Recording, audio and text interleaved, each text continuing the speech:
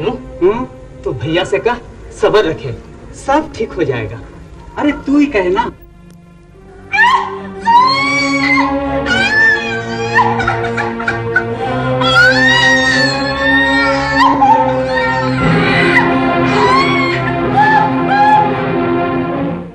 हे सिंह बोंगा, दया कर, सभी को जीवन दे। घबराओ मत सुगना भैया, भगवान सिंह मोगा बहुत दयालु, सब ठीक हो जाएगा। आज कौन सा दिन है रे पासना? बृहस्पतिवार। बेटा हुआ है, सिंह बोंगा की कृपा है, सब ठीक है। ये जो आकाश में तारा जन्मा है ना, इससे लगता है यही हम सबका आबा बनेगा। पागल हुए हो तुम दोनों? क्यों? घर में चावल नहीं, ठीक तरह से कपड़े नहीं, ऐसे घरों में देवता जन्मते हैं क्या? देख लेना बड़े भैया, यही हम सबका आबा बनेगा, यही उद्धार करेगा। बृहस्पतिवार को जन्मा है ना, इसका नाम होना चाहिए बिरसा। बिरसा? बिरसा यही नाम रखा है ना उन्होंने। तू कब बड़ा होगा रे बिरसा? 18वीं सदी के ब्रिटिश कालीन भारत में बिरसा का जन्म चालकाड़ के पास उलिहात गांव में हुआ। उस बालक के रूप में विदेशी दास्ता की जंजीरों में जकड़े भारत के उराव, मुंडा और खड़ी आदिवासियों ने अपना आबा यानी उद्धारक पा लिया। पिता सुगना मुंडा ने दरिद्रता से तंग आकर बालक बिरसा को उसकी मौसी के यहाँ भेज दिया। वो बांसुरी बहुत सुरीली बजाता था।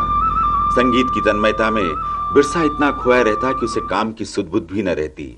नतीजतन एक दिन मौसी ने उसकी बहुत पिटाई की। डर कर बिरसा भागा हुआ पिता के पास पहुंचा। पिता ने उसे पास के गांव में रिश्तेदारों के यहाँ पहुंचा दिया, जहां वो सालगा नामक गांव में जयपाल नाग की पाठशाला में लोअर परीक्षा पास करके चाईबासा के लूथरन मिशन में भेजा गया। मिशन के स्कूल में पढ़ाई करते हुए बिरसा को भारतीय दास्ता, दरिद्रता और अनेक अन्य दुखों के असली कारणों का ज्ञान हुआ। बिरसा ने शोषण के अनेक दर्दनाक दृश्य देखे। बिरसा जहां जिस ओर जाता, उसे बनवासी क्षेत्र के हर गांव में भय, आतंक और दरिद्रता देखने को मिलती।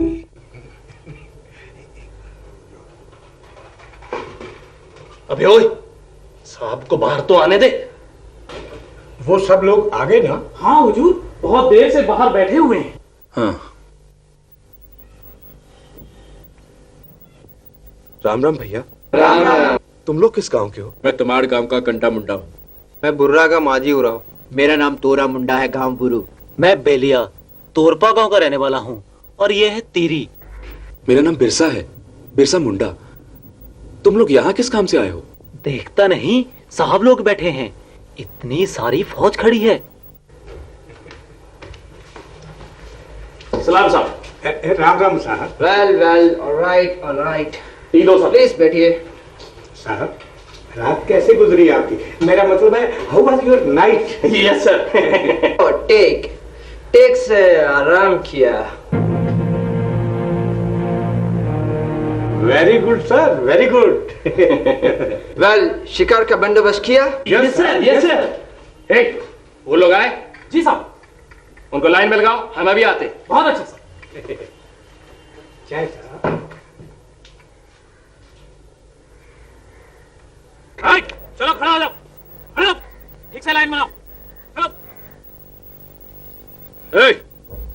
तू कंटा है ना तमाड़ का? जी सरकार। तेरे गांव से जागीरदार साहब को 2 घोड़े चाहिए। जो हुक्म मालिक। और तू बरू का तोरा मुंडा है ना? जी सरकार। कल 4 आदमी भेजना थाने में, और साथ में पालकी भी भेजना।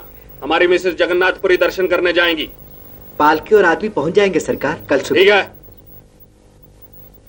तेरे यहाँ लड़का हुआ है ना? हाँ मालिक। टैक्स भरा तूने? कल ही कचहरी भर के आया हूँ हुजूर। वो पिछले साल तेरे यहाँ एक लड़का होकर मर गया था ना? हाँ सरकार। वो उसका था? सरकार, मेरे यहाँ तो खाने के भी लाले पड़े हुए हैं। अरे उससे कोर्ट कचहरी को क्या लेना है? आज क्या दिन है? शुक्र। अगले शुक्र तक भर देना, समझा? जी हुजूर। और तू कौन है? मैं दाऊद। नहीं, मेरा मतलब बिरसा मुंडा। यहाँ क्या कर रहा है? कुछ नहीं, ऐसे ही। कुछ नहीं? अरे चल यहाँ से, चल। सुना तुमने? साहब आए हैं, उनके लिए शिकार का इंतजाम करना है। 2 बकरे चाहिए, मचान बांधना है और कम से कम 50 हाके वाले होने चाहिए, समझे? गोरे साहबों और उनकी दास्ता में आत्मसम्मान बेच चुके काले भारतीय जमींदारों जागीरदारों के अन्याय की प्रतिक्रिया युवक बिरसा पर हुई और उसने दृढ़ निश्चय किया कि वो विदेशियों की नौकरी कभी नहीं करेगा। इस पर उसके पिता बहुत नाराज हुए।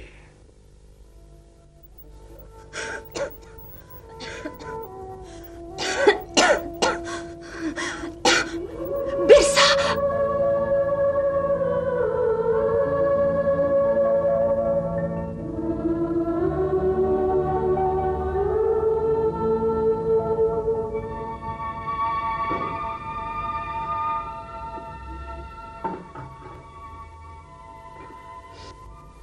कुछ नहीं है, कई दिनों से कुछ भी नहीं है।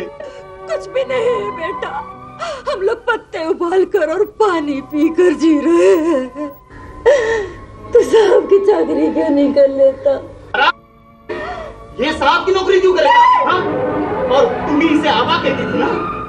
ये हमारा आबा है, ये हमारा उद्धारक है, ये हमारा उद्धार करेगा, ये हमें भूखा मारेगा, ये भूखा मारेगा हमें। निकल जा यहाँ से और इन्हें भी ले जा, इनसे भूख नहीं मिटती हमारी।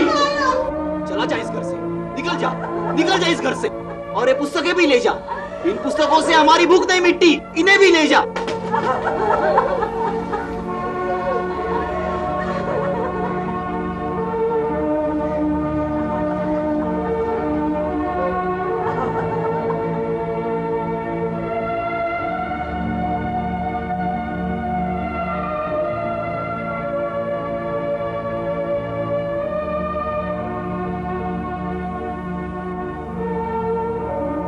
ये हालत सिर्फ बिरसा के घर की नहीं, हर आदिवासी घर की थी। उनकी जो सदियों से जमीन, फसलों और अपने गांवों के मालिक आप थे, पर ईस्ट इंडिया कंपनी ने उन्हें नष्ट कर जमींदार, जागीरदार, जज, कचहरी, जंगल के ठेकेदार और दलाल उन पर लाद दिए।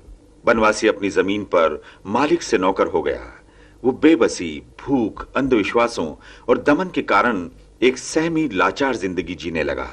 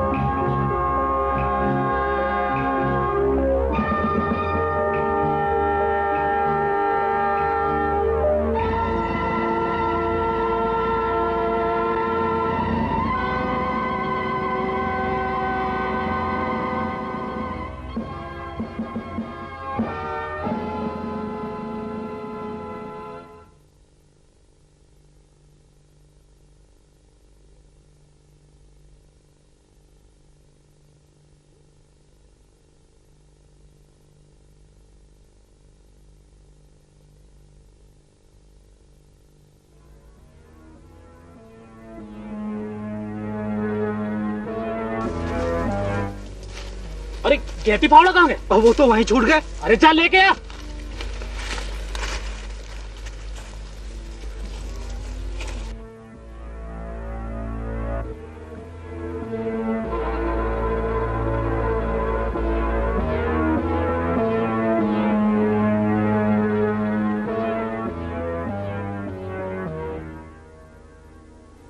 और तुम?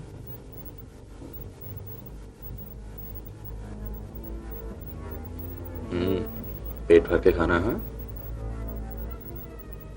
लीजिए बाबा। बस बिरसा, बहुत दिनों के बाद ऐसा खाना मिल रहा है।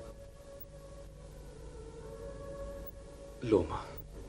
बेटा, ये खाना तू कहाँ से लाया?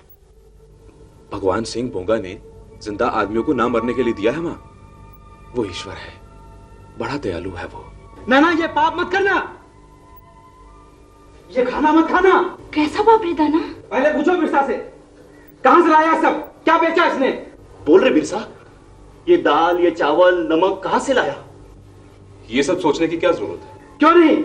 क्या कहानी की कब्र खोद कर उसके गहने नहीं लाया तू? बोल। मुर्दे का धन? हाँ, मुर्दों का धन ही लाया हूं मैं, क्योंकि मुर्दों को ना धन की जरूरत होती ना ही उन्हें भूख लगती है। भूख जिंदा लोगों को लगती है, इसलिए धन भी होनी चाहिए। सब लोग फेंको इसे, ये पागल ही नहीं नीच भी हो चुका है। अरे मेरा खून, इसने मुझे जी मुर्दे की जीव ढल के ला दी, बर्बाद कर दी मुझे, बर्बाद कर दिया मुझे। छोड़ो मुझे, निकल जाओ मेरे घर से, निकल जाओ, निकल जाओ मेरे घर से, निकल जाओ, चला जाए इस घर से, वापस मुंह मत दिखाना, निकल जाओ, निकल जाओ इस घर से, निकल जाओ इस घर से।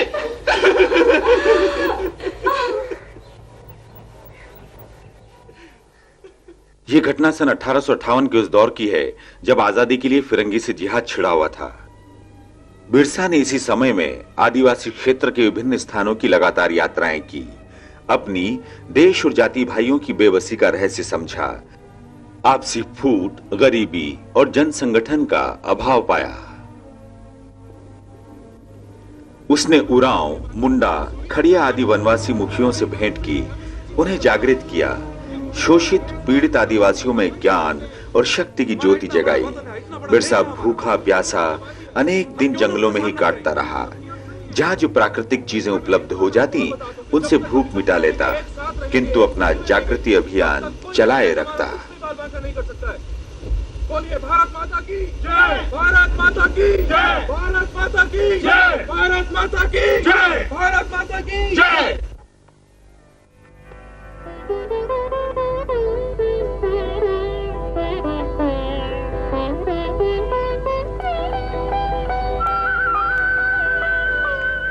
प्रणाम। पर आप? मेरा नाम आनंद पांडे, बंद गांव के जमींदार मनमोहन सिंह का मुंशी हूँ। तुम कौन हो बेटे? जी मैं बिरसा मुंडा। बिरसा मुंडा नाम सुना है तुम्हारा? इधर तुम ही गांव-गांव में आदिवासियों से मिल रहे हो ना? हाँ महाराज। तुम्हें लेकर मेरे यहाँ आने वाले लोग अक्सर बातें करते हैं। आओ मेरे साथ, यहाँ नीचे मेरा घर है। पर महाराज आप? आओ, पहले हाथ मुंह धो, बाद में बातें करेंगे। पर पंडित जी। डरो मत, तुम फिरंगियों से आजादी चाहते हो ना? आजादी चाहता तो हूँ महाराज, पर मैं भी चाहता हूँ, लेकिन आजादी उस तरह नहीं मिलेगी जिस तरह तुम समझते हो। आओ, आजादी जरूर मिलेगी, मगर उससे पहले तुम्हें बहुत कुछ करना होगा। आओ।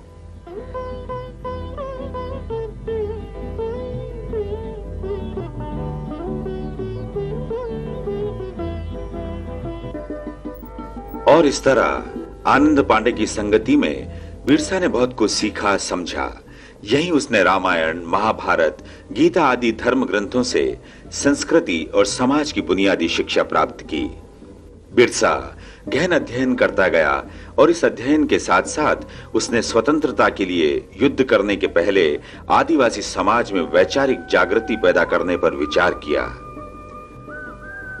बिरसा ने भारतीय धर्म ग्रंथों और दर्शन के अध्ययन के अतिरिक्त आयुर्वेदिक ज्ञान भी प्राप्त किया।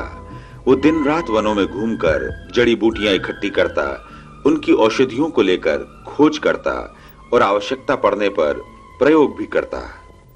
कहते हैं कि बिरसा ने आश्चर्यजनक बुद्धि कौशल और श्रम से औषधि विज्ञान में प्रगति की। वो बड़ी से बड़ी और पुरानी बीमारियों का इलाज करने की क्षमता प्राप्त कर चुका था।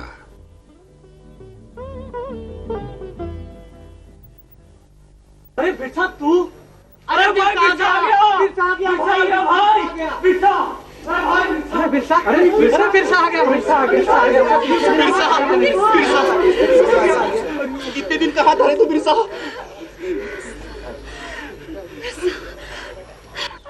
मेरा बेटा आ गया। बिरसा, तेरा माथा कितना चमक रहा है रे। माँ, मैंने भगवान सिंह बोंगा के दर्शन किए। सिंह बोंगा की, सिंह बोंगा की, सिंह बोंगा की जय हो।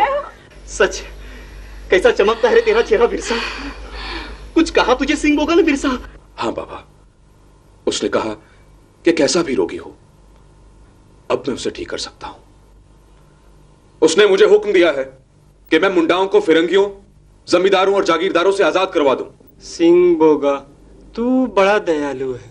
सुनो, सब ध्यान से सुनो। सिंह बोंगा ने कहा है कि अब मुंडा लोग कंपनी सरकार का हुक्म ना माने, पुलिस, मैजिस्ट्रेट साहब जागीरदार की बेगार ना करें। और अब अगर किसी ने ऐसा किया तो सिंह बोंगा उस पर नाराज होगा, उसका कोप होगा सब पर। नहीं करेंगे, आज से बेगार बिल्कुल नहीं करेंगे। बिल्कुल, हम सिंह बोगा को नाराज नहीं कर सकते। बिल्कुल नहीं कर सकते। बिरसा के मुंह से भगवान सिंह बोगा ही बोल रहे हैं। तब भगवान की तरफ से मैं आपसे कुछ वचन लेता हूं। क्या चाहिए? सिंह बोंगा एक है और वो दिव्य प्रकाश के रूप में दिखता है। वही सभी को बनाता है, पालता है और समाप्त कर देता है। सिंह बोंगा ही हमारा संरक्षक है, यह याद रखो।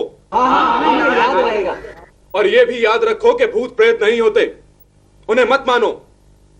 अनेक देवताओं की पूजा मत करो, सिर्फ सिंह बोंगा को पूजो।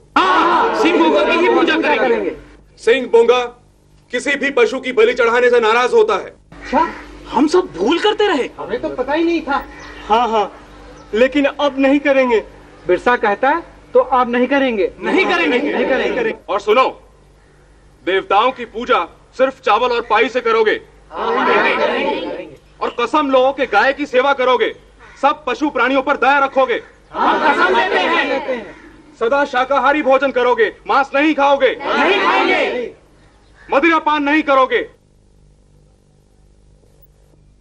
सिंह बोगा कहता है तो नहीं करेंगे।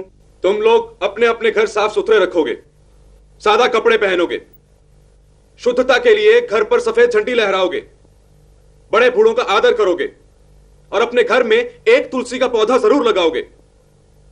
ना कभी झूठ बोलोगे और ना कभी चोरी करोगे। ऐसा ही होगा बिरसा, अब हम सब ऐसा ही करेंगे। ऐसा ही करेंगे।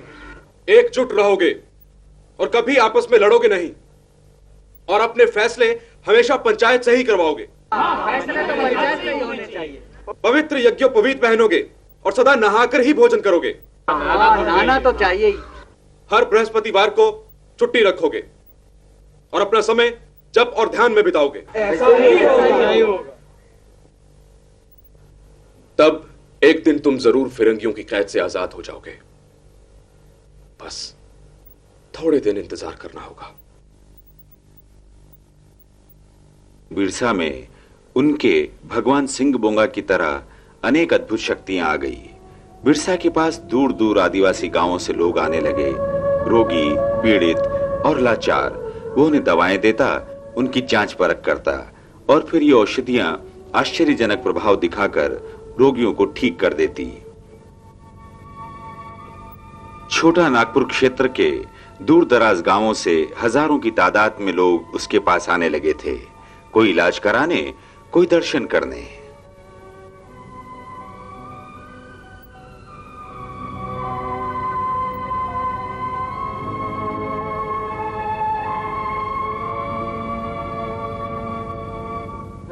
तमाड़ के दारोगा ने प्रभावशाली होते जा रहे बिरसा को लेकर डिप्टी कमिश्नर को शिकायत की। एक ओर अंग्रेज सरकार ने बिरसा के खिलाफ कार्रवाई की और दूसरी ओर बिरसा ने असहयोग आंदोलन की घोषणा की, जिसके तहत समूचे इलाके में फसल नहीं बोई गई। क्या बोलना चाहता थे? हुजूर, बिरसा सबको भड़का रहा है। वो कहता है अबुआ जेते जना, महारानी राज टूट जाना। क्या मतलब होता है इसका? इसका मतलब है कि महारानी का राज जाने वाला है और उनका राज। किन का? उनका हुजूर, बिरसा का, सारे मुंडाओं का, उराओं का। क्या पकता है तुम? मैं ठीक कहता हूँ हुजूर, सारे ट्राइबल उसके साथ हैं, सारे छोटे बड़े गांव वाले उसको भगवान की तरह पूजते हैं। उसने अंग्रेजी राज के खिलाफ सबको भड़का रखा है और सारे इलाके में उसने हिंदू कायदे कानून लागू कर दिए हैं। वो सन्यासियों की तरह रहता है और बीमारियों का इलाज करता है। You mean डॉक्टर है बिरसा? डॉक्टर तो नहीं है, पर इलाज कर लेता है। ठीक है, हम एक्शन लेगा।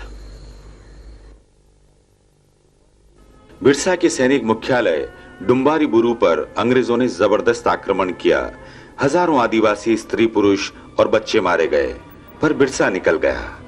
उसने पुनः सेना एकत्र करने का प्रयत्न किया। रोगोती गांव में वो अपनी पत्नी सहित ठहरा हुआ था।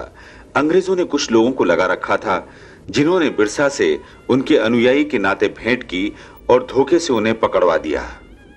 बाद में बिरसा को रांची ले जाया गया और उन्हें व उनके अन्य 80 साथियों को जेल में डाल दिया गया। मृत्यु पूर्व बिरसा को अंग्रेजों ने अपनी स्वतंत्रता की मांग से अलग होकर अनेक आकर्षण दिए थे, पर बिरसा ने उन्हें ठुकरा दिया। उन्हें जमींदारी, विशाल मात्रा में धन संपत्ति देने का प्रलोभन भी दिया गया था, किंतु देशभक्त बिरसा भगवान ने अंतिम श्वास तक केवल आजादी की लड़ाई लड़ी।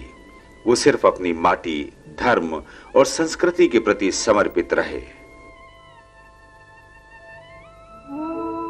कुछ ही समय बाद अंग्रेज सरकार ने घोषणा की कि बिरसा का निधन हो गया है। मौत का कारण हैजा प्रचारित किया गया, पर कुछ सूत्रों के अनुसार शक्तिशाली बिरसा को धीमे धीमे जहर देकर मारा गया था।